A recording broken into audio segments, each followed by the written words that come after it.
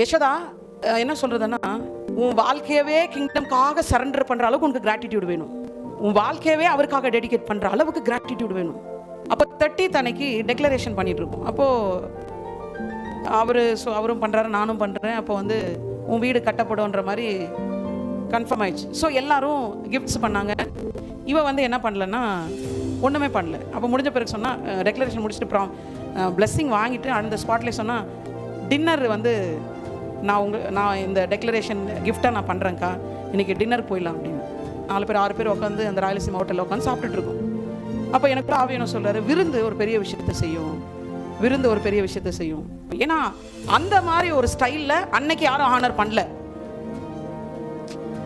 விருந்து. எனக்கு இது தோணிட்டு இருக்கு. அப்போ நான் யசோதா கிட்ட சொல்கிறேன், இன்னைக்கு நைட்டு இங்கே நம்ம வந்தது, நம்ம இன்னைக்கு டின்னர் சாப்பிட்டுட்டு இருக்குது, டெக்ளரேஷன் அன்னைக்கு நீ விருந்து வைக்கிறது.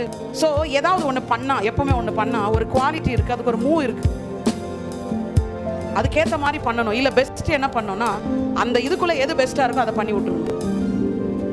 அப்போ விருந்து பெரிய விஷயத்த பண்ணோம். நான் அவகிட்ட சொல்லிட்டு நாங்கள் இப்படி பேசிக்கிட்டு இருந்தோம், கான்வர்சேஷன் பண்ணிட்டு இருந்தோம்.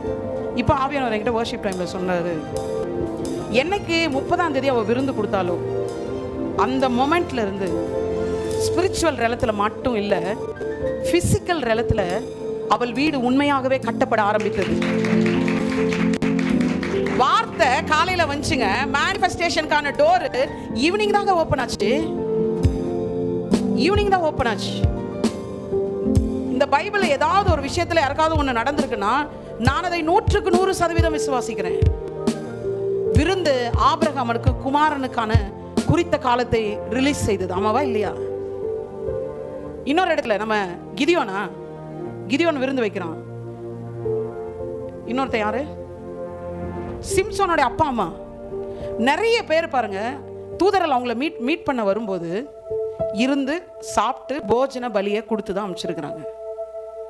ஸோ அன்னைக்கு அந்த நைட்ல இருந்து அவளுடைய வீடு கட்டப்படுது. வித்தின் ஒரு 10 days 15 daysக்குள்ள என்கிட்ட வர்ஷிப் டைம்ல சொன்னார், உன் சர்ச்சுக்கு போய் சொல்லு, இனிமேல்பட்ட டிஃப்ரெண்டான ஹானரிங்க நான் யாருடைய இருதயத்திலாவது நான் பேசினேன்னா அதை இம்மீடியட்டா அமௌண்ட் டசன் மேட்டரா நினைச்சு செய்ய சொல்லு.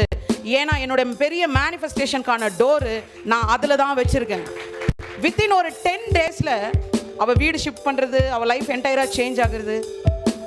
எத்தனை வருஷமா பிரயாசப்படுறா தெரியுங்களா?